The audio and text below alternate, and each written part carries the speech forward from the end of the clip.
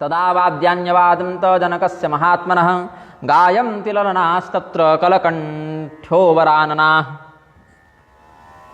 मोदमायुविदेहस्तु यदा यथा लब्धधनो धनः मनोरथो मदेयस्तु पूर्णो भूत्तद्दयावसात् एतभ्यां राजपुत्राभ्यां कृतार्थोऽहं न संशयः। तुरंत जाकर विश्वामित्र जी को प्रणाम किया। जनक कीन्ह कौशिक ही प्रणाम, प्रभु प्रसाद धनु भंज मुरामा मोहि कृत कृत्य कीन्ह दुहु भाई, अब जो उचित सुख ही गोसाई। विश्वामित्र जी के चरणों में प्रणाम करके कहा, गुरुदेव आप ही तो इन दोनों को यहाँ मिथिला लेकर आए, तो बड़ा अनुग्रह किया। ऊपर से इन दोनों ने भी बड़ा अनुग्रह किया कि लक्ष्मण जी ने ही जब वीरतापूर्ण भाषण किया तब तो आपने आदेश दिया राम जी को धनुष तोड़ने का, तो आपकी भी कृपा हम पर है, लक्ष्मण जी की कृपा भी हम पर है और राम जी की कृपा तो है ही, क्योंकि धनुष तो उन्होंने ही तोड़ा। अब हमारे लिए क्या आदेश है सो बताइए। तो विश्वामित्र जी बोले, देखो जनक, अब धनुष टूटा तो विवाह तो हो ही गया मानो, लेकिन फिर भी वेदों में जो कुछ आचार बताए गए हैं, कन्यादान की कुछ विधि बताई गई है, फिर कुल परंपरा भी कुछ कहती है, तो विधिपूर्वक इनका विवाह करो। और उसके लिए क्या करो, पहले तो वो लड़के के घर वालों को बताओ। सब लोग जानते हैं कि सीता जी का विवाह श्री राम जी से हो गया, धनुष टूटा मतलब विवाह हो ही गया, फिर भी एक जो कुल की मर्यादा होती है उसके अनुरूप उचित रीति से विवाह करो। बूझ विप्रकुल वृद्ध गुरु यथा वेद विदित आचार। कैसे करो, तो तुम्हारे वंश में जो व्यवहार होता हो, कुलाचार और वेदाचार दोनों को अपने गुरु से पूछ के, पुरोहित से पूछ के, कुल पुरोहित से, कुल वृद्धों से पूछ के, और जैसी तुम्हारे यहाँ परिपाटी हो वैसा करो। तदपि जाय तुम करहूँ अब यथा वंश व्यवहार, बूझ विप्रकुल वृद्ध गुरु वेद विदित आचार।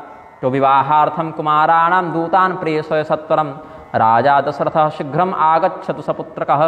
दूतों को जल्दी भेजो अपने पुत्रों के विवाह करने के लिए, राजा दशरथ बढ़िया बारात सजाकर आवें, ऐसा संदेश लेकर दूत चले जाएं।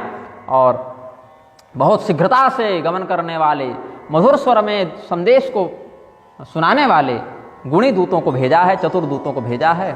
और अपने राज्य को और भी सुंदर विवाह के लायक सजाने के लिए कारीगरों को आदेश दे दिया कि विवाह जब तक राजा दशरथ आएंगे उससे पहले पूरा नगर विवाह के लायक तैयार हो जाना चाहिए।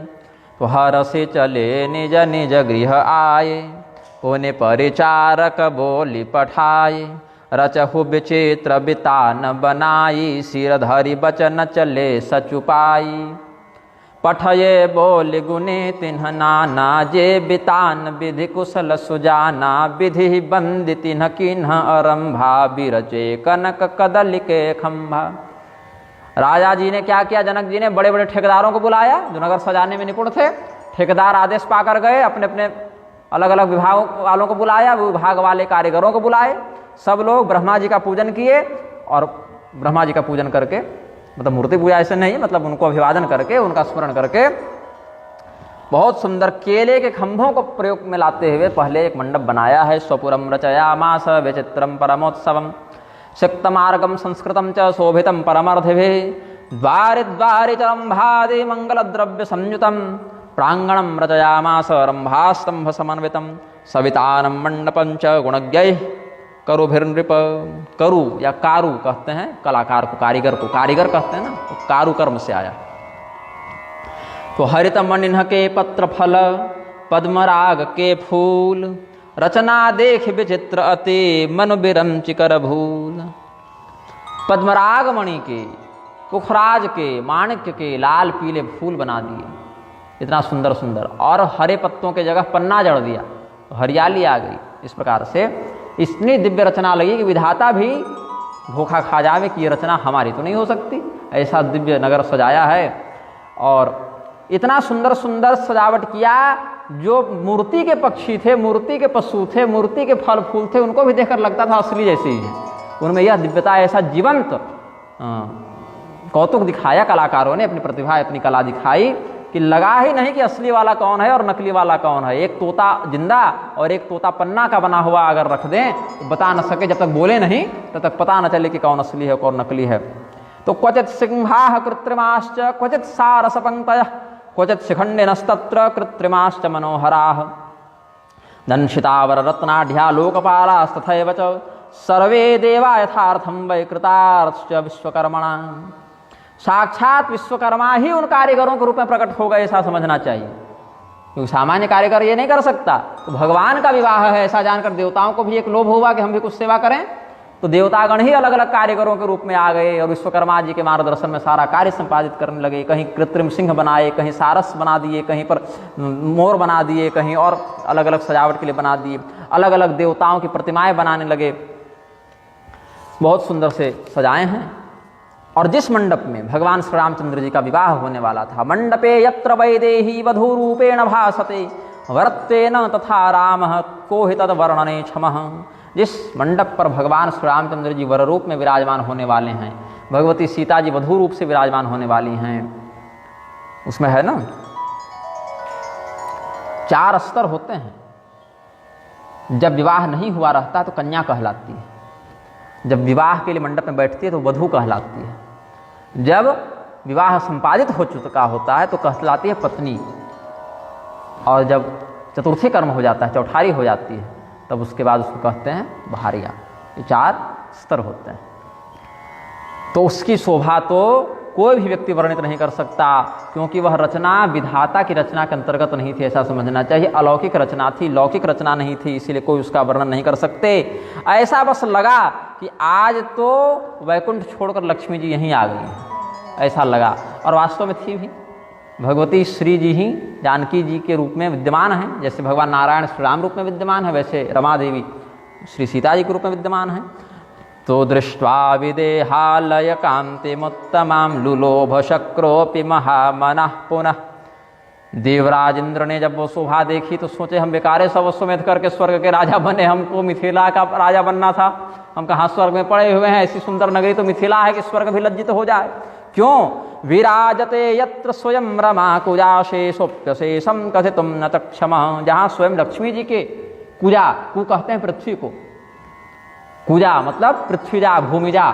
सीता जो हैं, जो लक्ष्मी हैं, रमा जहाँ कुजा बनकर स्वयं आ जाएं, लक्ष्मी देवी ही जहाँ पृथ्वी के माध्यम से सीता रूप में प्रकट हो जाएं, वहाँ शेष भी, शेषनाग भी कोई वर्णन करके समाप्त कर दें, ऐसी बात नहीं। इतनी दिव्य सुंदरता यहाँ पर है। तब तक 3 दिनों की यात्रा करके जनकेन समादिष्टा दूतास्ते क्लांत वाहना त्रिरात्र मुसिता मार्गे ते अयोध्याम प्राविशन पुरीम। वाल्मीकि जी कहते हैं कि राजा जनक ने जिन दूतों को भेजा था वो बड़ी प्रबंध के साथ चले थे। मान लो कि एक घोड़े पर बैठकर जा रहे हैं और पीछे पीछे दूसरी गाड़ी आ रही है, जो बड़ी गाड़ी है, ट्रक इत्यादि होते हैं, तो बड़ी बड़ी बैलगाड़ियों वाले, चक्के वाले दूसरा एक वाहन आ रहा है जिस पर 10-20 घोड़े और लदे हैं। उनको खींचने के लिए 10-20 घोड़े और हैं। ये घोड़े थक जाएं, उनको आराम करने के लिए गाड़ी में बैठा दो, वहीं खाना पानी दे दो, नए घोड़े लगाओ, लेकिन रुको मत कहीं। तो 3 दिन तक ऐसी यात्रा करके ये लोग पहुंचे हैं अयोध्या। वाहन थक गए थे बेचारे, थके थके आए हैं। तो भूपद्वारति न खबर जनाई दशरथ नृप सुन लिए बुलाई। द्वारपालों को जाकर कहा कि हम लोग मिथिला नरेश जनक जी के दूत हैं और बहुत आवश्यक समाचार है, शुभ समाचार है। महाराज जनक के लिए एक संदेश, महाराज जनक जी ने दशरथ जी के लिए एक संदेश भिजवाया है। तो दशरथ जी कहे अरे बिल्कुल बुलाओ, राज दरबार में बुलाओ, क्या बात है। तो आए। ते राजवचनाद् गत्वा राम श्रेयोन्यवेदयन् श्रुत्वा राम कृतं राजा हर्षेण महताप्लुता।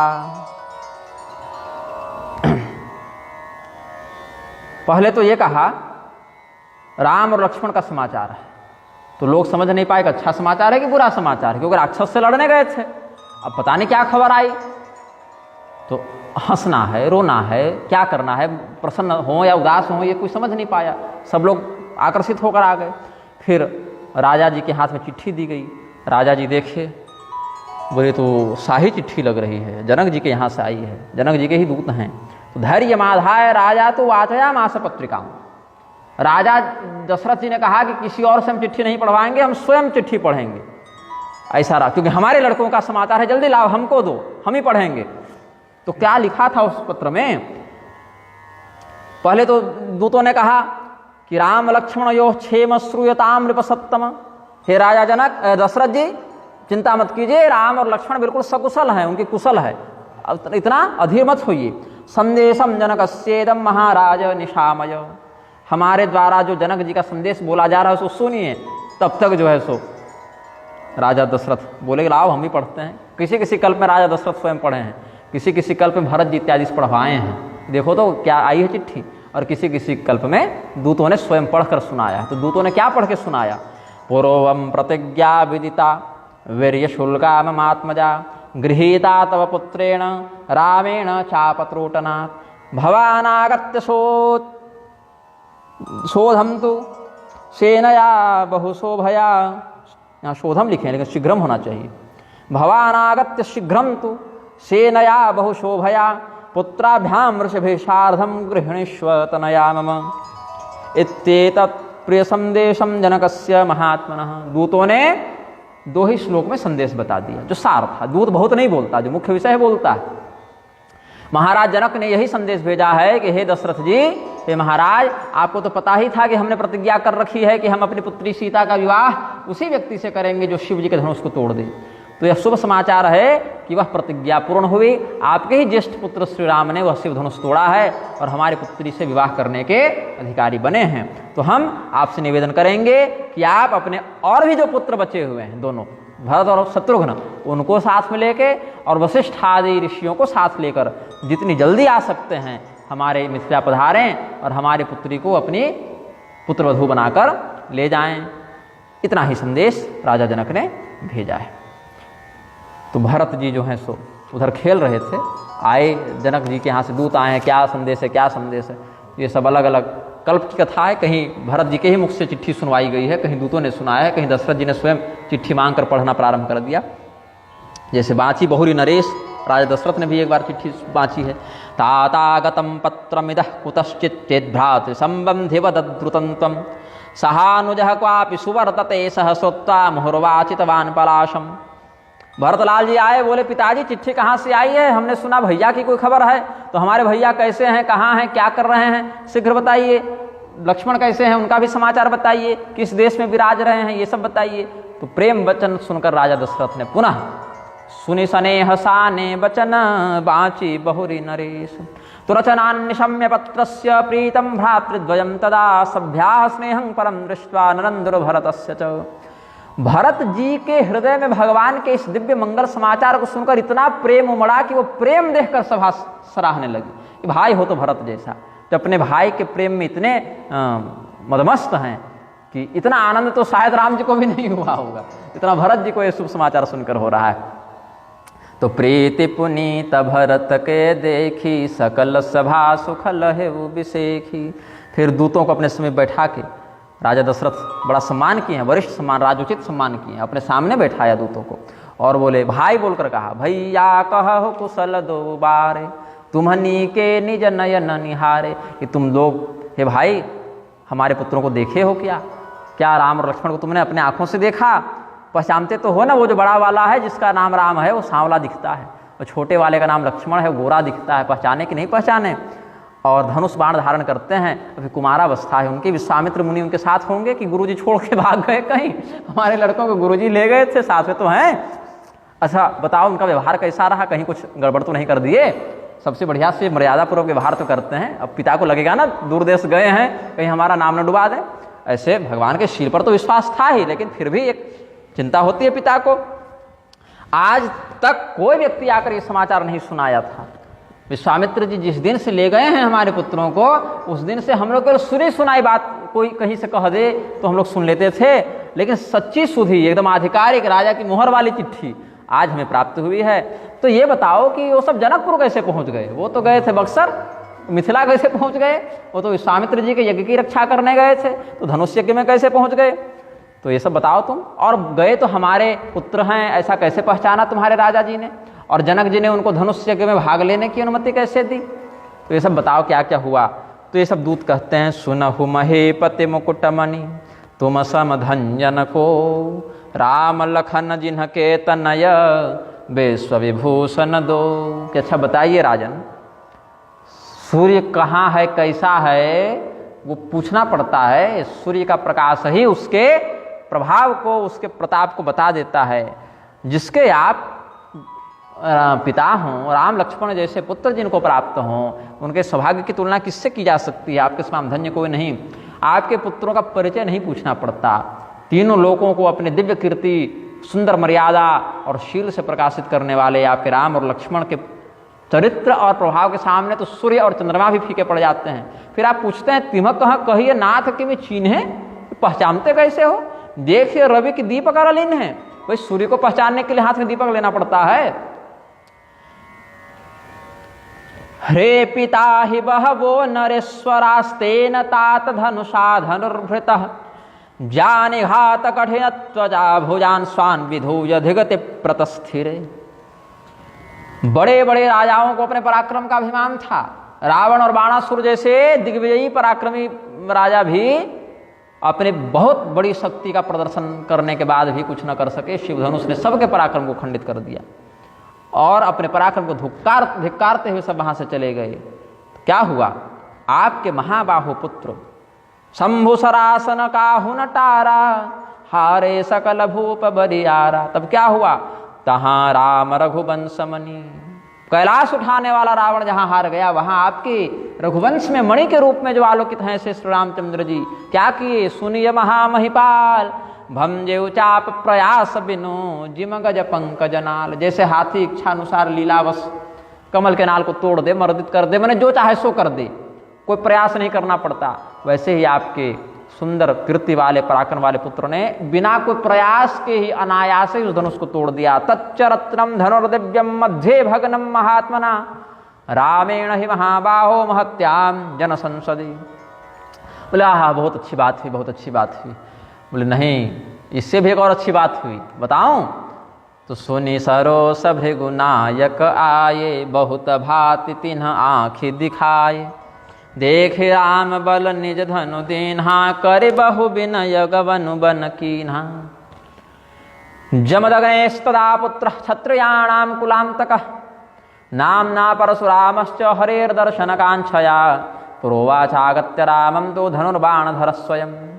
तो क्या कहे? परशुराम उवाच रामचंद्र महाभाग धनुर्भंगस्त्वया कृतः विश्वासस्तेन मे जातो रामो नारायणः स्वयं।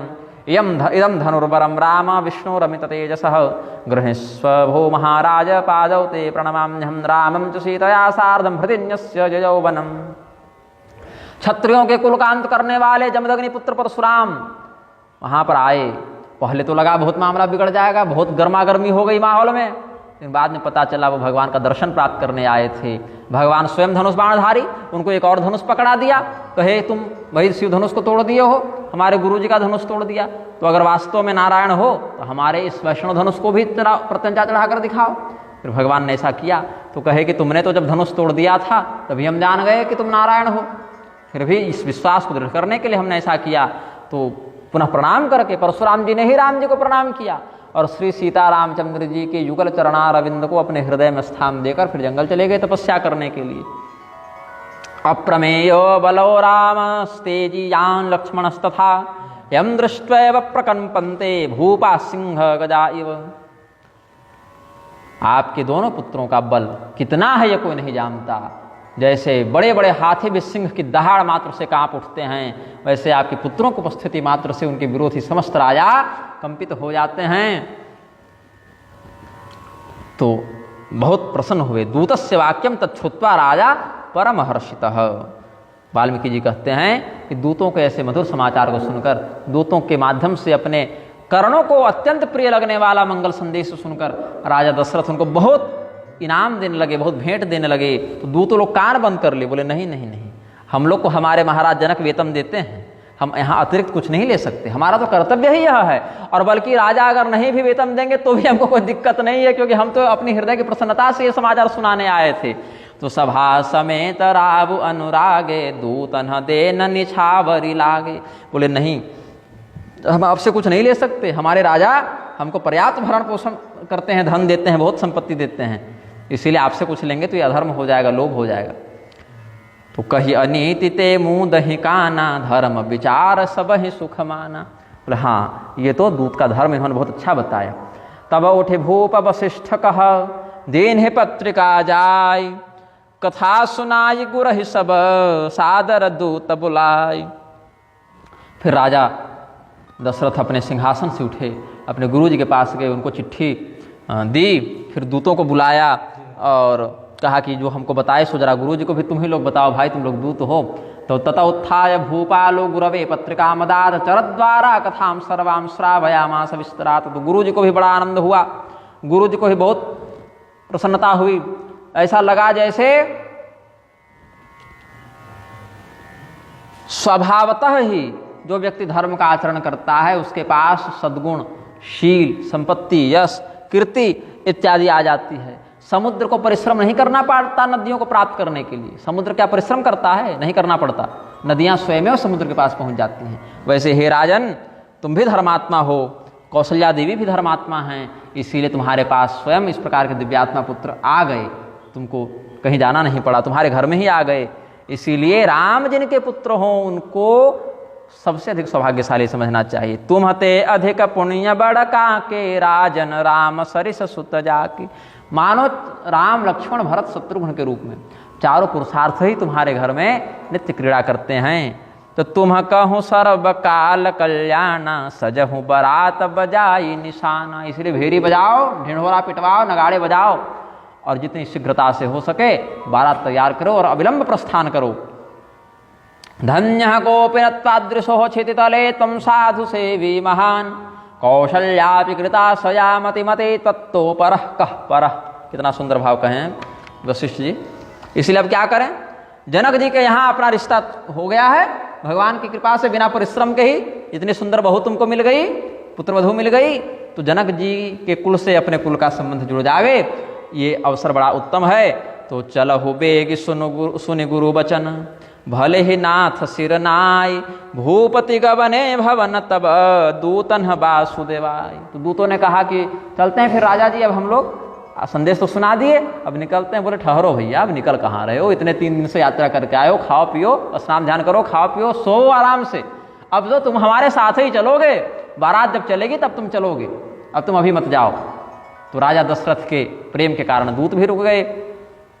तो विवाह क्रियताम राजम जनके सुन संशय इत्युक्त्वा राज शार्दूलो विवेश भवनम शुभम। फिर राजा अपने अंतःपुर में गए। अभी अंतःपुर तक ये बात पहुंची नहीं है। ऐसे तो द्वारपाल और दास दासी और राजकुमार भरत लक्ष्मण सब जाके पहले ही हल्ला कर दिए थे घर में, लेकिन राजा अपने आकर अपने मुख से बात कहें तो और अच्छी बात होती है। तो राजा सबर निवास बुलाई जनक पत्रिका बाची सुनाई सुनि संदेश हर सकल हरसानी अपर कथा सब भूप बखानी प्रेम प्रफुल्लित राज ही रानी मनहु सिखिन सुनि बारिद बानी। राजा दशरथ ने अपने श्रीमुख से संपूर्ण बातें बताई। कैसे यहाँ से ताड़का को मारे, सुबाहु को मारे, मारीच को दूर फेंके, यज्ञ रक्षा किए, अहिल्या उद्धार किए, जनकपुर पहुँचे, जनकपुर में सीता जी के स्वयंवर में विजयी हुए, धनुष भंग किया, और भी जो इधर उधर परशुराम जी संबंधित घटनाएं घटित हुई सब बताया। तो ये सब रानियों को इतनी प्रसन्नता हुई, जैसी प्रसन्नता बादल की ध्वनि सुनकर मोर मोरनी को हो जाती है। कौशल्याम च सुमित्राम च कैकेयीं च तथा पराः प्रहसन्नपतिः प्राह श्रूयतां वचनं मम। जनकस्य पुरे राज्ञो वर्तेते राम लक्ष्मणौ विश्वामित्रेण मुनिना धनुर्भंगं च राघवः चकार भूभृतां रामः पश्यतां सर्वदेहिनां। जनकेन सुता दत्ता सीता परम सुंदरी तेनाहूतो विवाहार्थं गमिष्यामि सुसेनया। तच्छ्रुत्वा राजपत्न्यस्तु परमं हर्षमाजयुः पुनः पुनश्च पप्रच्छू राजानं सस्मिताननाः। प्रहृष्ट नरनारीकं राज्ञश्चान्तः पुरं बभौ ददौर्दानं द्विजातीनां दीनां भक्तृपणेषु च। गुरुपत्न्योऽपि प्रपत्न्यः प्रविञ्जानाः सुभाषिषं प्रियपत्रं समादाय सन्नद्धुर्हृत्तले।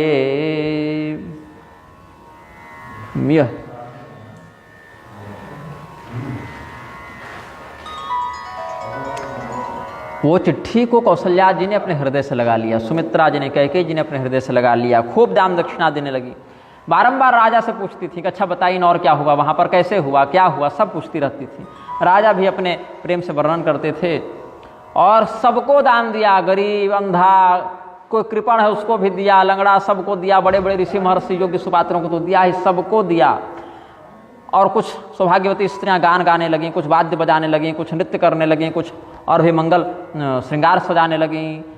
तो काश्चिद गायन्ति सुभगा वादयन्त्यस्तथा पराः नित्यं तस्सुष्ठुलपनाश्चक्रुः कर्माणि नैकशः कहत चले पहिरे पटनान हरसिहने गह गहे निशाना। समाचार सब लोगन पाये, लागे घर घर हो न बधाये। भुवन चारि दस भयउ छाहु, जनक सुता रघुबीर विबाहु। जनक जी की पुत्री सीता जी का और रघुकुल शिरोमणि श्री राम जी का विवाह होगा। ये समाचार सुनने मात्र से केवल अयोध्या नहीं, केवल मिथिला नहीं, केवल पृथ्वी नहीं, अपितु 14 भुवनों में 14 लोकों में एक समान हर्षोल्लास की स्थिति आ गई। मंगलमय निज निज भवन, लोगन रचे बनाई। बीथी सींची चतुर सम, चौके चारु पुराई। क्या क्या हुआ? अपने अपने घरों को सजाकर मंगलमय बना लिया। बहुत सुंदर सुंदर इत्र और शीतल जल से गलियों को सींचने लगे ताकि धूल इत्यादि न उड़े। और सुंदर सुंदर रंगोली और चौक पुराने लगे अपने दरवाजे पर, दीपक जलाने लगे, फूल माला से बंधनवार से अलंकृत करने लगे। जिस घर को देखो उसी घर को देखकर लगता था कि यही दूल्हे का घर है। ऐसे क्या होता है, दूल्हे का घर सजता है, और बहुत हो तो आस पड़ोस के लोग भी थोड़ा सजा लेते हैं, लेकिन अयोध्या नगरी को देखकर ऐसा लगा मानो हर घर दूल्हा का घर है, हर घर राम जी का घर है। इतना सुंदर सबने सजा दिया।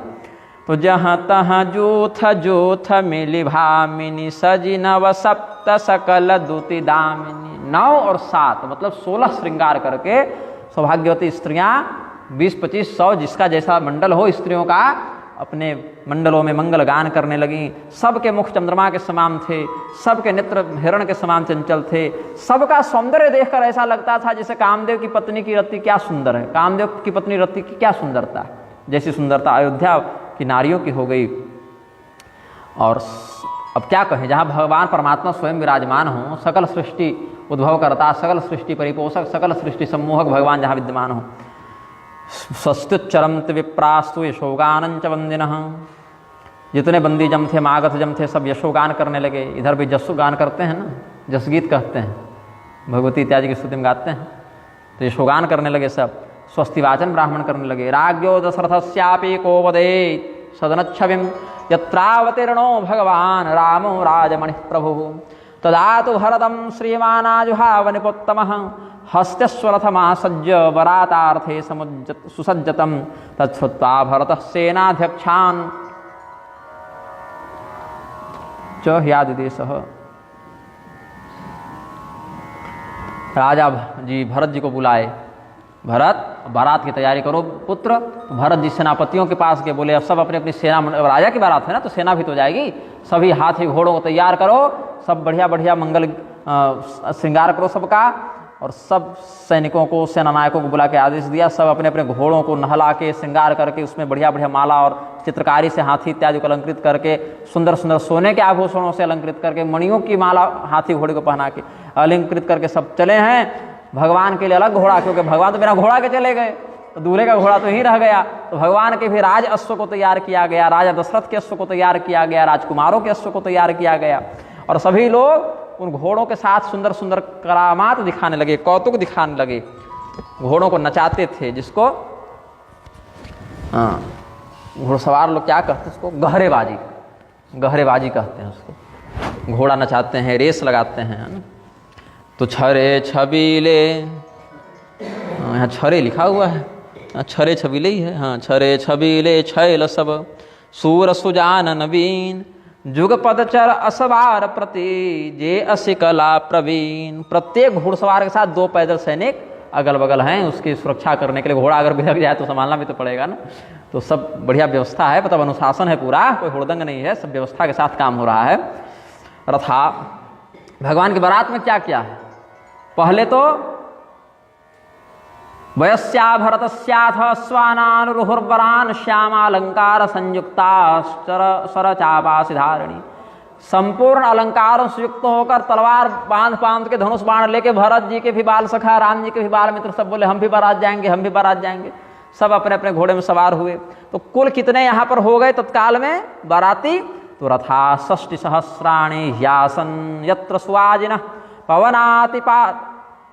पवनातिपाति न सर्वे मणिग्रैवे यभूषिता।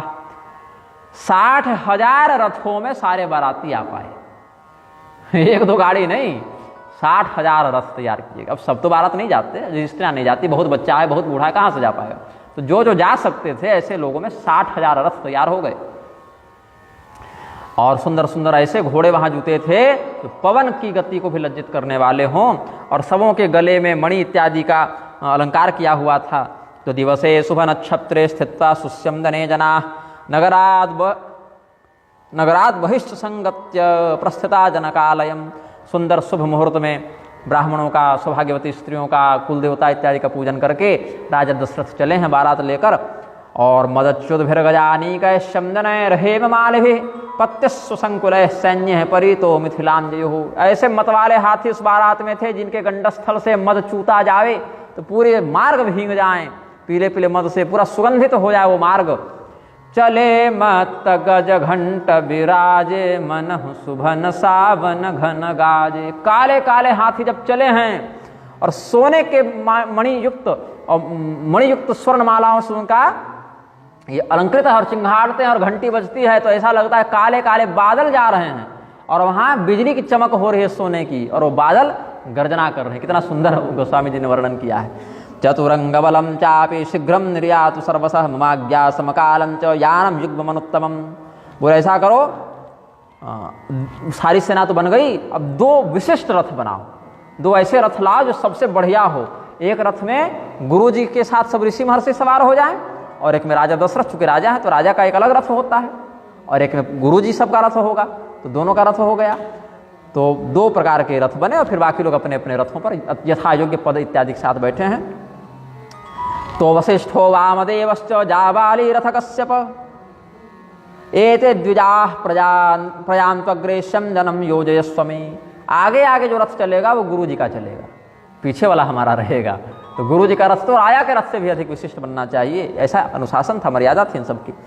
तो बेसर ऊंट वृषभ बहु जाति चले वस्तु भरी अगणित भांति।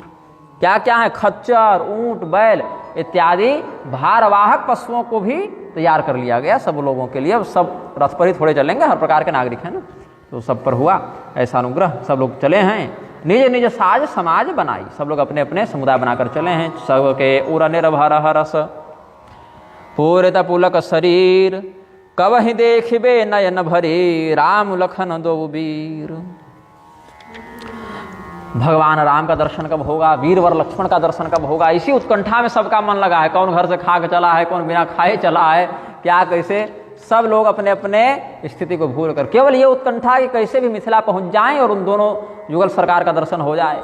तो गरज ही गज घंटा धुनि घोरा रथ रव बाज हिंस चहु ओरा निदरि घन ही घुर्मर ही निशाना निज पराय कछु सुनिय नकाना महाभीर भूपति के द्वारे रज होई जाई पसान पवारे चढ़ी अटारी न देखई नारी लिए आरती मंगल थारी गावहि गीत मनोहर नाना अति आनंद न जाई बखाना तब सुमंत दुष्यम दन साजी ज्योते रविहय निंदक बाजी दो रथ रुचिर भूप पहियाने नहीं शारद पहि जाहि बखाने राज समाज एक रथ साजा दूसर तेज पुंज अति भ्राजा तेहि रथ रुचिर वशिष्ठ कह हरसि चढ़ाई नरेश आप चढ़े चंदन सुमेरे हर गुर गौरी गणेश एवं प्रस्थाप्य सकलम राजर्षिर विपुलम रथम महत्यासेनया सार्धम आरुह्य त्वरितो जजौ। हाथियों के गले से जो घंटा की ध्वनि हो रही है, चिंघाड़ने की ध्वनि हो रही है, क्योंकि देखिए हाथी घोड़े भले पशु योनि में है, भगवान का विवाह का बोध तो सबको हो गया है। देखिए घर में आप एक सामान्य जानवर भी पालते हैं ना, और घर में कोई उत्सव हो तो जानवर को पता चल जाता है, और कोई शोक का विषय हो तो जानवर को भी पता चल जाता है। लेकिन ये तो भगवान के दिव्य अश्व हैं, भगवान के दिव्य हाथी हैं, त्रेता युग के हैं ये सब, तो ये तो और दिव्यता से अपने उत्सव को प्रदर्शित करेंगे ना। तो ऐसा दिव्य घोष हुआ, नगाड़े बज रहे हैं, भेरी बज रहे हैं, शंख सहनाई सब बज रहे हैं, कौन क्या बोल रहा है किसी को पता ही नहीं चल रहा है, सब बोल रहे हैं, ये सब एक साथ बोल रहे हैं, कोई गीत गा रहा है, कोई स्वस्ति वाचन कर रहा है, बस हल्ला बहुत जोर हो रहा है, लेकिन इस हल्ला से किसी को कष्ट नहीं हो रहा, सबको आनंद हो रहा है। भीड़ तो ऐसी लग गई दशरथ जी के दरवाजे पर कि बड़ी चट्टान रख दी जाए तो तुरंत बालू हो जाए, इतनी भीड़ आ गई वहां पर। लेकिन कहीं भगदड़ नहीं है कि भगदड़ में मर जाए लोग, सब उत्सव व्यवस्थित है। महल की छत पर अटारी में सुंदर सौभाग्यवती स्त्रियां आरती मंगल थाल से जाके फूल बरसा रही हैं, आरती दिखा रही हैं। फिर सुमंत्र जी जो हैं 2 रथ लेकर आए जैसा राजा साहब ने आदेश दिया था। तो एक रथ में गुरु जी को बैठाया, एक रथ में अपने बैठ गए और शिव जी का पूजन किया, गुरु जी का पूजन किया, गणेश गौरी मनाए। फिर बारात चली है। एवं चाल भूपाल सेनया गज शोभया घंटा शंखादि नादाश्च प्रकुर्वन् व्यमदिष्टके।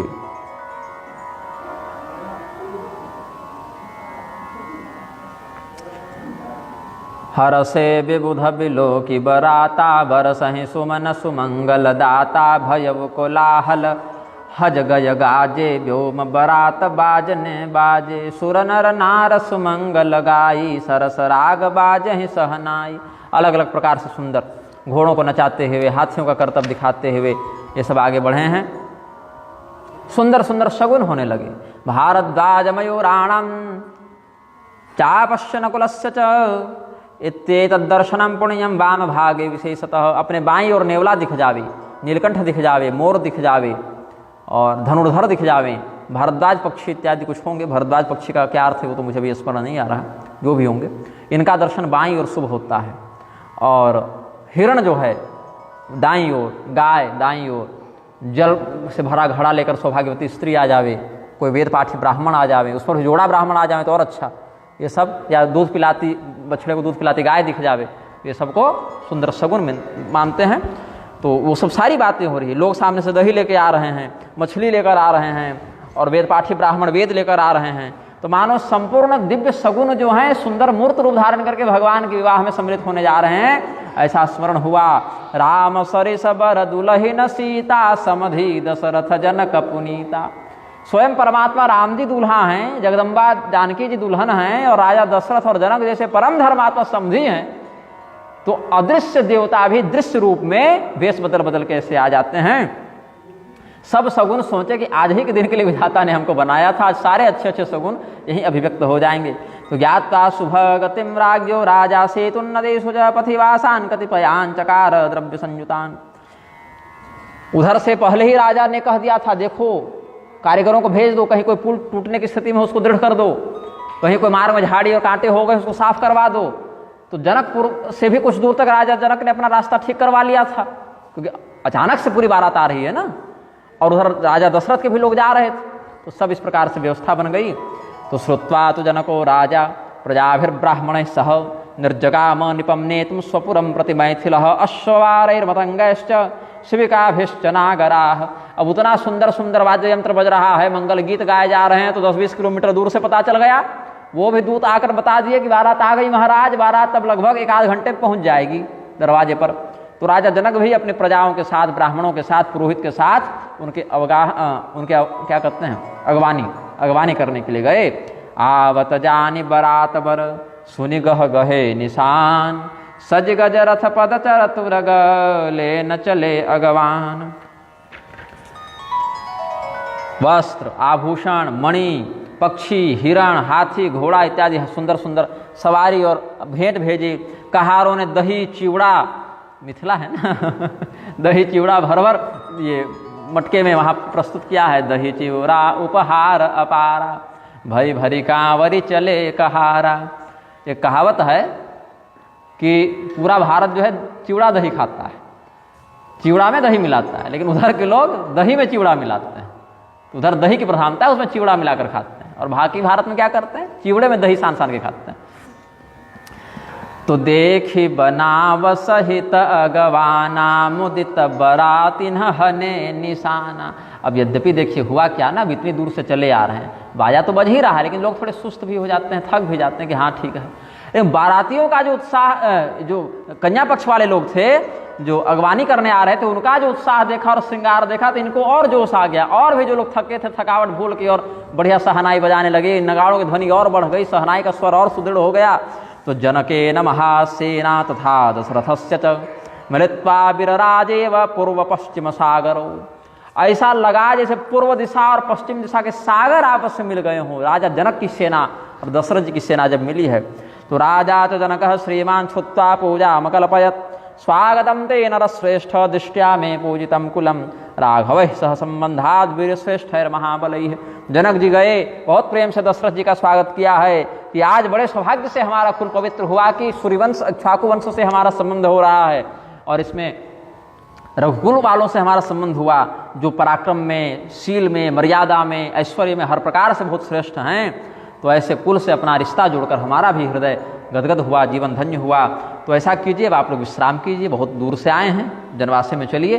तो सैनिकों के लिए जहाँ प्रबंध था वहाँ सैनिक चले गए, जहाँ हाथी घोड़ों का प्रबंध था वहाँ वो लोग चले गए, जहाँ बजनिया लोग के रहने का प्रबंध किया गया था वहाँ वो लोग चले गए, जहाँ राज्य परिवार के लिए प्रबंध किया गया था वहाँ राजा और रानियाँ और भरत लक्ष्मण इत्यादि आ गए। फिर गुरुजी लोग के लिए जहाँ प्रबंध किया गया था वहाँ गुरुजी लोग चले गए। तो अलग अलग प्रकार के व्यवस्था से राजा जनक ने सबका सत्कार किया है। अति सुंदर दीन है जनवासा, जहाँ सब कह सब भांति सुपासा। हर प्रकार से हर प्रकार के बाराती को उसके अनुकूल व्यवस्था मिली, कहीं किसी प्रकार का कोई अभाव नहीं था, किसी कोई कष्ट नहीं था।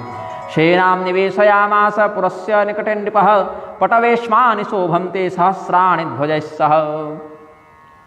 कुबेर जी आए थे देखने कि क्या बारातियों का स्वागत हुआ है। कुबेर जी आए तो कहते हैं कि अपने वैभव के अहंकार को भूल गए कि हम भी कुछ धनी हैं। ऐसा कुबेर जी के साथ हुआ।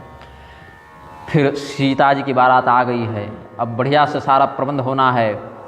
तो सीता जी सोचे कि विवाह तो एक ही बार होना है, तो थोड़े यहाँ गए कि वर्षगांठ मना रहे, हर साल वर्षगांठ मनाएंगे, विवाह है। तो इसीलिए आज सारा ऐश्वर्य यहीं दिखा देते हैं। तो समस्त रिद्धि सिद्धि को आदेश दे दिया सीता जी ने कि आज देखो सारा काम तुमको संभालना है। तो हृदय सुमेरि सब सिद्धि बुलाई, अणिमाल अभिमा महिमा, ये सब सिद्धियाँ आ गई। और शंख महापद में सब निधियाँ आ गए, अष्टनिधि, अष्ट सिद्धि नवनिधि ये सब आ गए। वे जिनके आशीर्वाद से व्यक्ति अष्ट सिद्धि नवनिधि संपन्न हो सकता है, ऐसी सीता जी स्वयं नहीं कर सकती क्या? तो वो बुलाई हैं और कहे कि देखो हमारे ससुराल वाले आए हैं, सब बढ़िया स्वागत होना चाहिए, मायके की तौहीन नहीं होनी चाहिए, मायके का माथा झुकना नहीं चाहिए, सारा प्रबंध देख लो। तो सर्वान् सुसिद्धयस्तत्र सीताज्ञावसतः समान, सेवन्ते सैनिकास्तत्र नाना संभारभूतिभिः, सैनिकाश्च तथा तदा मोदं लेभिरे परमाद्भुतम्, रहस्यम के पिनावागु सीता कृतमृत। प्रभु जनक जी भी नहीं जान पाए ये कर्मचारी तो हमारा नहीं है, फिर सेवा क्यों कर रहा है? क्योंकि ये सब देवताओं को आदेश प्राप्त था और देवता ही नौकर चाकर बन के सारी व्यवस्था बना दे रहे थे। यहाँ तक कि जनक जी भी ये रहस्य नहीं जान पाए कि हमने तो बारात में जो प्रबंध किया उसके अतिरिक्त प्रबंध भी चल रहा है और हमारे प्रबंध से भी दिव्य प्रबंध हमारी पुत्री ने ही कर दिया है। तो ये जनक जी भी नहीं जान पाए। लेकिन नाम किनका हुआ? राजा जनक का नाम हुआ कि वाह स्वागत किए हैं जनक जी महाराज। तो अपने पिता के भी गौरव को सीता जी ने बढ़ाया है। तो लगा सब लोग को कि मरने के बाद स्वर्ग तो दिखता है कि नहीं दिखता है, ये तो आस्तिक और नास्तिक के मध्य प्रपंच का विषय हो सकता है, लेकिन यह स्वर्ग का सुख तो हमें आज श्री राम जी की बारात में यही जीते जी प्राप्त हो गया।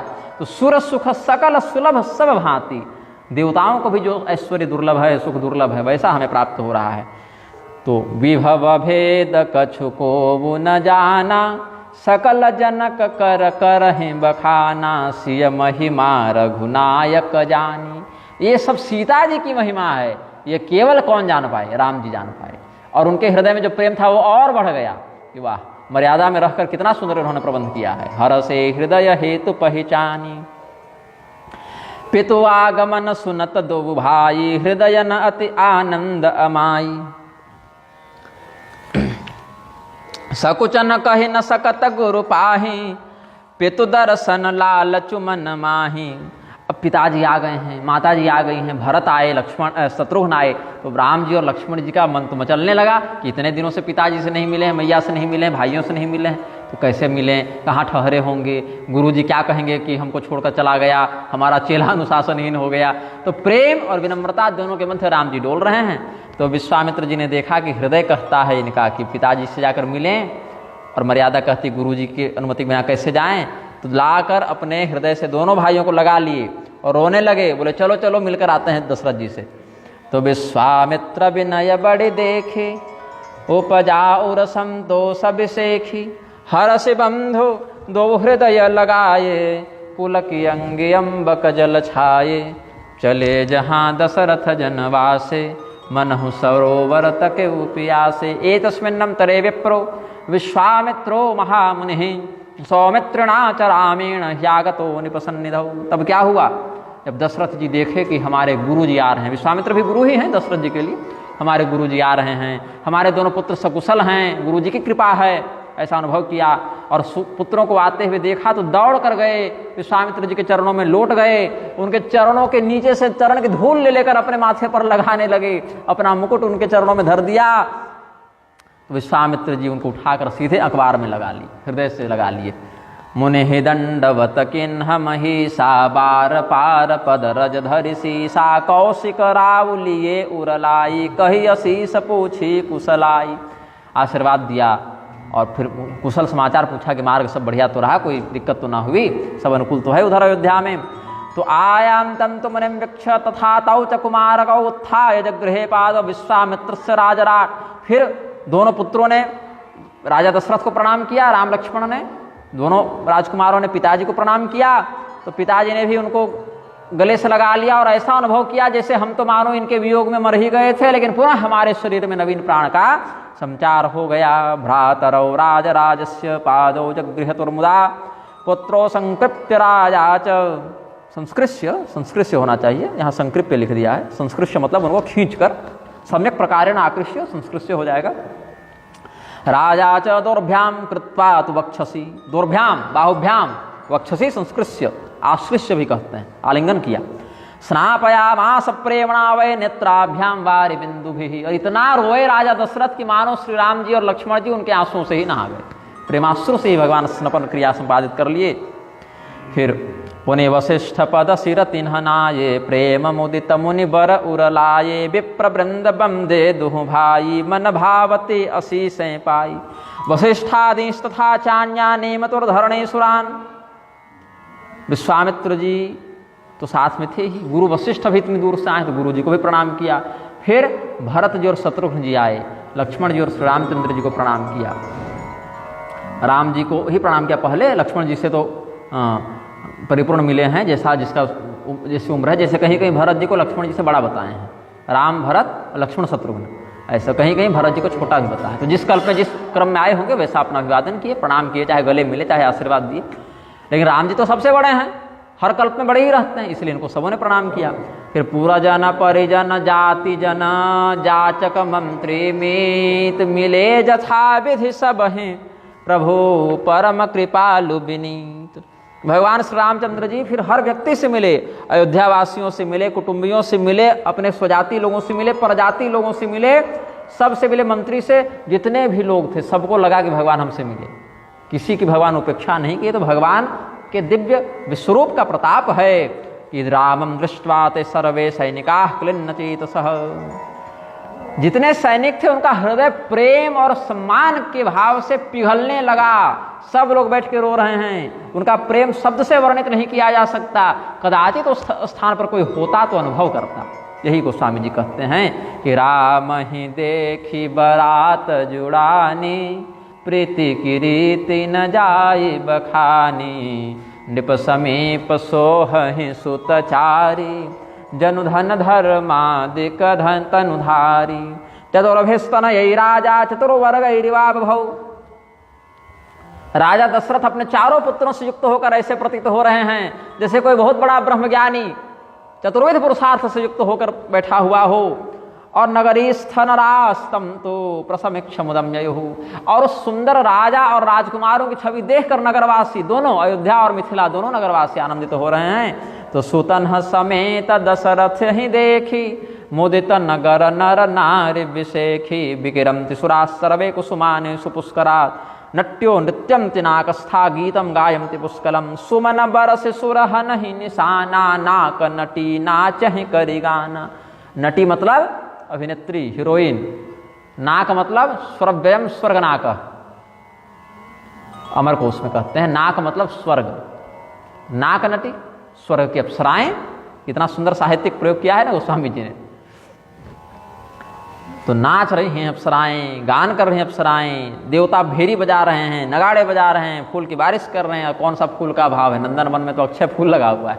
और पृथ्वी में भी सीता जी की अनुकंपा से कोई चीज की कमी नहीं। जो है अनंत है, भोजन है तो अनंत है, पेय है तो अनंत है, श्रृंगार है तो अनंत है, अंत है ही नहीं, क्योंकि अंत तो उनके विवाह में होता है जो स्वयं अंतवान हो। जो अनंत का विवाह हो रहा है, परमात्मा का विवाह हो रहा है, वहाँ किसी भी चीज़ का अंत कैसे हो सकता है? वो तो नित्य मंगल है ना। तो सतानंद अरु विप्र सचिव गण मागध सूत विदुष बंदी जन सहित बरात राव सन्माना आय सुमागी फिरे अवगाना। फिर जनवासी में सबको ठहरा के और सबकी व्यवस्था का निरीक्षण करके कि हाँ सब व्यवस्था अपने अनुकूलता से है, फिर सतानंद जो थे पुरोहित जी महाराज और अन्य मंत्री लोग सब बोले अब बाकी काम हम लोग देखने आगे बढ़ते हैं, आगे की व्यवस्था देखेंगे, तब तक आप लोग कुछ विश्राम कीजिए।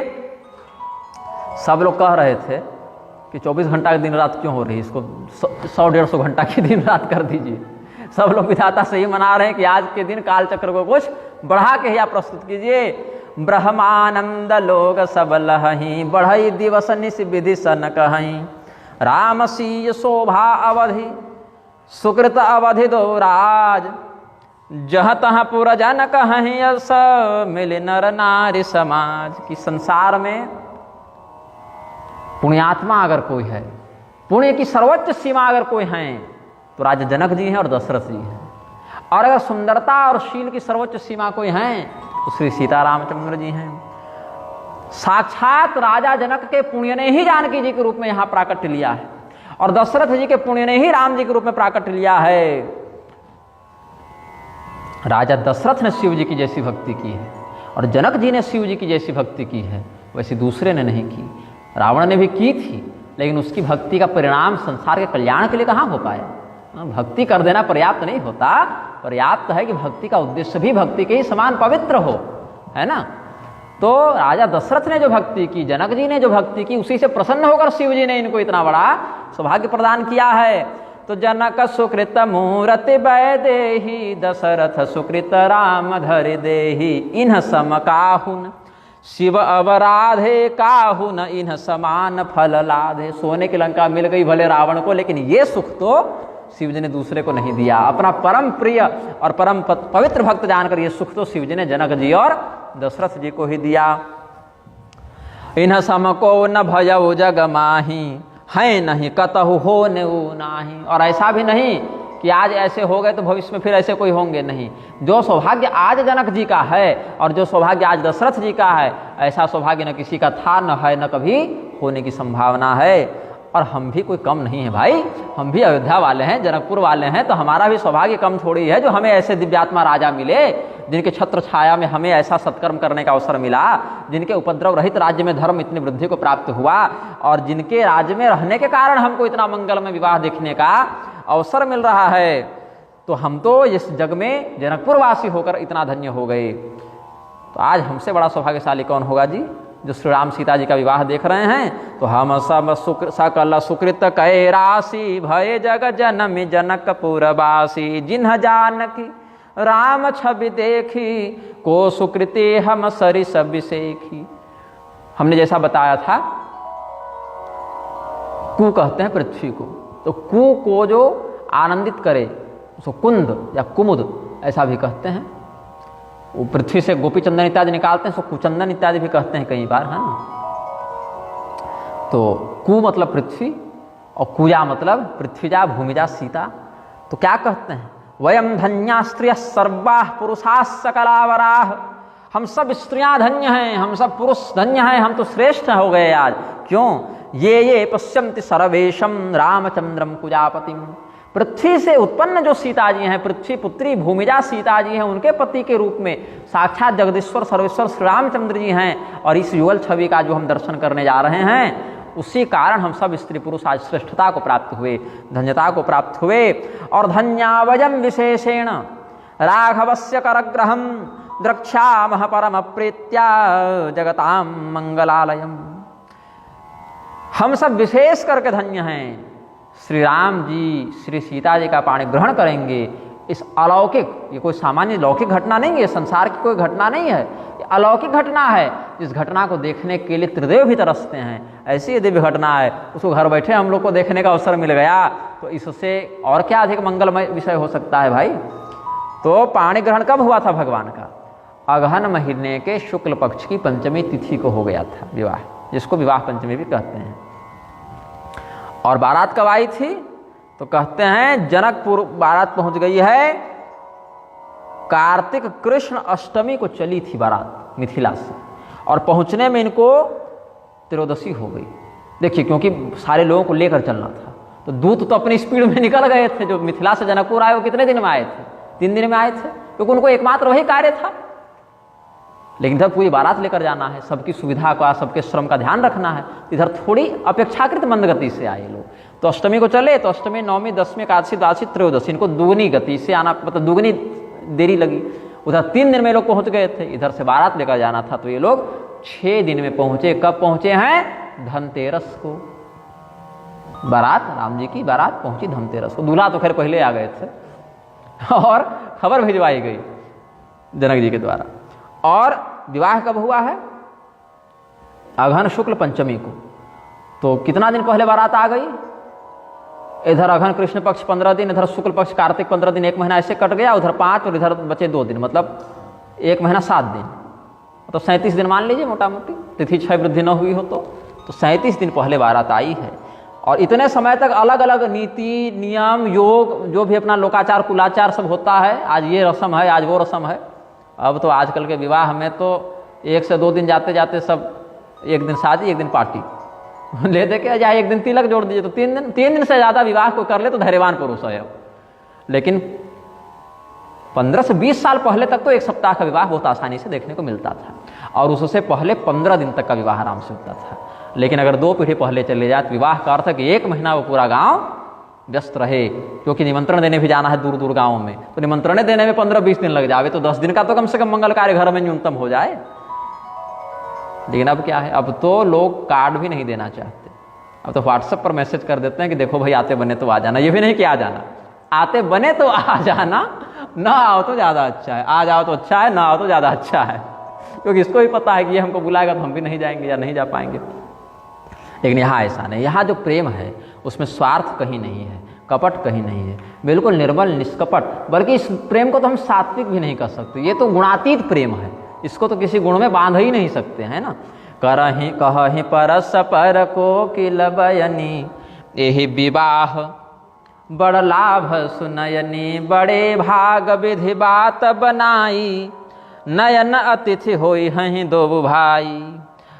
क्या कहते हैं कि विधाता ने बड़ा भाग्य हमारा संवार दिया कि अब तो राम जी का विवाह हो जाएगा, तो राम जी आते ही रहेंगे तो बार बार दर्शन होगा, और अकेले थोड़े जाएंगे, राम जी आएंगे तो उनके साथ उनके भाई भी तो आएंगे, तो सबका दर्शन होता रहेगा। इस प्रकार विधाता ने हम सबों को बड़ा सुंदर वरदान दे दिया है।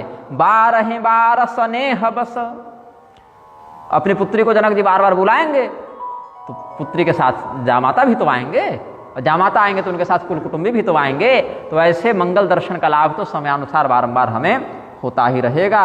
12 स्नेह बस, जनक बोलाऊ बसी, लेन आई इहि बंधु 2 कोटि काम कमनीय। करोड़ों कामदेव की सुंदरता को भी लज्जित करने वाले श्री राम जी बार बार आएंगे, और जब आएंगे तो हमें भी उनके स्वागत का बारंबार अवसर मिलेगा, खूब हम लोग उनकी पहुनाई करेंगे। तो बताओ, ऐसी ससुराल जिसको मिले वो क्यों ना आवे बार बार। तो विविध भांति हो यही पहुनाई, प्रिय न काहि अस सासुर माई। अरे सखी, अरे माँ, ऐसी ससुराल मिले तो क्यों ना व्यक्ति बार बार आए। बल्कि हम तो कहते हैं जाओ ही मत, ऐसी ससुराल छोड़ के यहीं रह जाओ, तो हम जीवन भर आपकी ऐसी प्रेम से सेवा करें, एक दिन भी ना घावें। लेकिन फिर भी चलो, मर्यादावसात अगर घर जमाए न भी बनते हैं तो भी अवसरों पर, उत्सवों पर आते ही रहेंगे। तो जब आएंगे तब राम लखन निहारी, होई हैं सब पुर लोग सुखारी। अच्छा, कोई कह रहा था कि जैसे राम जी और लक्ष्मण जी सांवले और गोरे 2 भाई हैं, वैसे राजा जी के साथ भी कोई गोरे और सांवले 2 राजकुमार आए हैं, दशरथ जी भी ऐसे ही लेकर आए हैं। तो सखी जस राम लखन कर जोटा, जैसे राम लक्ष्मण की जोड़ी है, तैसे ही भूप संग 2 ढोटा। वैसे सुने हैं कि राजा दशरथ भी 2 लड़कों को लेकर आए हैं, वो भी उनके पुत्र ही हैं शायद। ऐसे ही श्याम गौर वो भी दिखते हैं। तो श्याम गौर सब अंग सुहाये, ते सब कहि देख जे आए। जो लोग बारात की अगवानी के लिए गए थे, अब स्त्रियां तो सब गई नहीं थी, सब बड़े बुजुर्ग और प्रधान लोग गए थे। वो लोग बता रहे थे कि उधर से भी 2 राजकुमार आए हैं। तो बोले हाँ मैंने देखा ना, मैंने देखा, आज मैं उधर भोजन इत्यादि प्रबंध में गई थी जीवनार कराने, सबको दासियों ने कहा, तो मैंने देखा उनको, लगता ही नहीं है कि दोनों अलग हैं। हमको तो एक बार गड़बड़ लगा कि राम जी ही यहाँ हैं, और लगा लक्ष्मण जी ही यहाँ हैं। लेकिन बाद में पता चला, जब भोजन करने चारों भाई बैठे तब देखा कि नहीं भरत जी हैं एक, और एक शत्रुघ्न जी हैं जो बिल्कुल राम लक्ष्मण की एकदम नकल लगते हैं, प्रतिकृति लगते हैं। तो कहा एक मैं आज निहारे, जनु बिरंचि निज हाथ सवारे। भरत राम ही की अनुहारी, सहसा लखि न सकहि नर नारी। अगर तुम देख लो ना अचानक से तो बता नहीं पाओगे कि ये वाले भरत हैं कि ये वाले राम जी, इतना एकदम एक जैसा दिखते हैं दोनों। ये सब सखियां कह रही हैं। और लखन शत्रुसूदनु एक रूपा, नख सिखते सब अंग अनुपा। तदय को वाच्य सक्षज्य मया दृष्टौ कुमारकौ, रामोपमश्च भरत शत्रुघ्न इव लक्ष्मणः। तो यही जानो कि उनकी उपमा, उनकी सुंदरता किसी और चीज से हो ही नहीं सकती। चाहे तुम पराक्रम देख लो, चाहे तुम विनम्रता देख लो, चाहे ज्ञान देख लो, चाहे सदाचरण देख लो, चाहे सुंदरता देख लो, चाहे जिस क्षेत्र में उतर जाओ, उनके टक्कर का तुमको इस ब्रह्मांड में नहीं मिलेगा। तो हम तो यही कहते हैं, अपने आंचल को पसार लो और विधाता से इस बात की याचना करो कि अब चारों आ गए हैं तो चारों यहीं विवाह हो जाए, अब इधर उधर कहीं अलग अलग ससुराले ना हो इनकी। हम तो कहते हैं अपने आंचल को फैलाओ और विधाता से इसी बात की भिक्षा मांग लो कि चारों भाइयों का विवाह इसी जनकपुर में हो जावे। उपमान को कह दास तुलसी, कतहु कवि को विद कहें। बल विनय विद्याशील शोभा सिंधु इनसे इहि अहें। पुर नारी सकल पसारि, अंचल विधि बचन सुना वही। ब्याहियहु चारि उभाई, एहि पुर हम सुमंगल गावहीं। कहहि परस्पर नारी, बारि विलोचन पुलकतन। सखी सब करब पुरारी, पुण्य पयो निधि भूप दो। तो किसी सखी ने कहा कोई बात नहीं, शिव जी का ध्यान करो, शिव जी सब काम बना देंगे। जैसे अभी तक सब बनाते आ रहे हैं ना, ये काम भी अवश्य बनाएंगे। अभी तक हमारी सारी इच्छा ठीक से पूरी होती आई है, और कोई स्वार्थ की इच्छा तो है नहीं, हमारी परमार्थ की ही इच्छा है। तो इसीलिए ये भी शिव जी पूरा करेंगे, बस धैर्य धारण करो, समयानुसार सब होगा। इस प्रकार से क्या कहते हैं कि काष्ठम कल्पतरुस्सुमेरुरजलश्चिंतामणिः प्रस्तरः। सूर्यस्तीव्रकरः शशि क्षयकरः, क्षारो हिवारां निधिः। कामो नष्टतनुर्बलिर्दितिसुतो, नित्यं पशुः कामगौः। नैतास्ते तुलयामि भो रघुपते, कस्योपमा दीयते। भगवान श्री रामचंद्र जी को किसी ने कहा कि प्रभु आप तो लगता है साक्षात कल्प वृक्ष हैं, जो मांगो सो दे देते हैं। तो दूसरे ने कहा कि मूर्ख हो क्या, कल्प वृक्ष लकड़ी है, भले दिव्य है लेकिन लकड़ी ही तो है। राम जी की तुलना तुम लकड़ी से करते हो, पेड़ पौधा से करते हो, गलत बात। बोले सुमेरु पर्वत के समान इनका धैर्य देखो ना। सुमेरु पर्वत तो अचल है लेकिन निष्ठुर भी तो है। पर्वत में दया होती है क्या, लेकिन हमारे राम जी कितने दयालु हैं, तो तुम सुमेरु से कैसे तुलना कर दिया जी। बोले हाँ, लेकिन चिंतामणि तो द्रवित भी होती है पत्थर होने के बाद, और अभिष्ट भी देती है। बोले हाँ, लेकिन पत्थर ही तो कहते हैं उसको। पत्थर चाहे चिंतामणि हो, लेकिन पत्थर ही तो कहलाएगी। बोले फिर कहते हैं सूर्य के समान है। बोलो जेठ में जब लू चलती है तो वही सूर्य सबको अप्रिय लगता है, तो क्या श्री रामचंद्र जी कभी तुमको अप्रिय लगते हैं। बोले नहीं नहीं। बोले सूर्य से तुलना मत करो। बोले लेकिन चंद्रमा तो अप्रिय नहीं लगते ना, उनकी चांदनी छोड़कर कौन भागता है। बोले वही जो अमावस्या की रात को निकला हो, वो भी तो घटता बढ़ता रहता है। चंद्रमा की चांदनी कहाँ रोज छिटक रही है, लेकिन भगवान की कृपा तो घटती बढ़ती नहीं है। बोले फिर इनको हम सौंदर्य का समुद्र कहेंगे। बोले समुद्र का नाम मतलब खारा होता है, कुछ और बात करो। बोले तो कामदेव का नाम ले लेते हैं, कामदेव तो बड़ा मधुर है। बोले तो कहाँ मधुर है, भस्म हो गया, शरीर ही नहीं है उसका, कामदेव से तुलना क्यों करते हो। फिर बोलते हैं राजा बलि के समान इनको ऐश्वर्यवान कहते हैं। बोले बस अब कोई नहीं मिला तो राक्षस से तुलना कर रहा है, दैत्य राज बलि से। बोले तो कामधेनु में क्या दिक्कत है। कामधेनु भी समस्त इच्छाओं पूर्ण करने के बाद दिव्य ही है, लेकिन स्वरूप से तो पशु की ही आकृति में है। बोले फिर किससे उपमा दे राम जी की, भाई जो बोल रहे हैं उसी में तुम टोक दे रहे हो। बोले चुप रहो ना, उपमा देने कौन कह रहा है।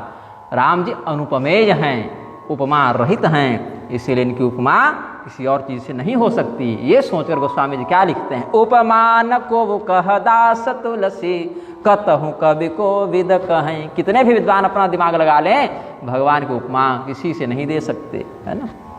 अब आज का प्रसंग पूर्ण करते हैं, कल विशेष विषयों पर चर्चा करेंगे। भगवान नाम संकीर्तन करें। सीताराम सीताराम सीताराम सीताराम सीता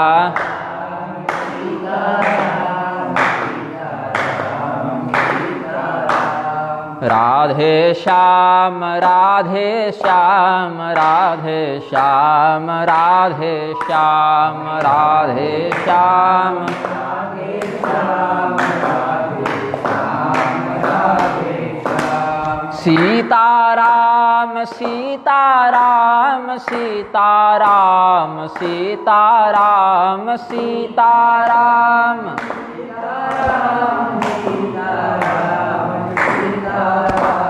राधे श्याम राधे श्याम राधे श्याम राधे श्याम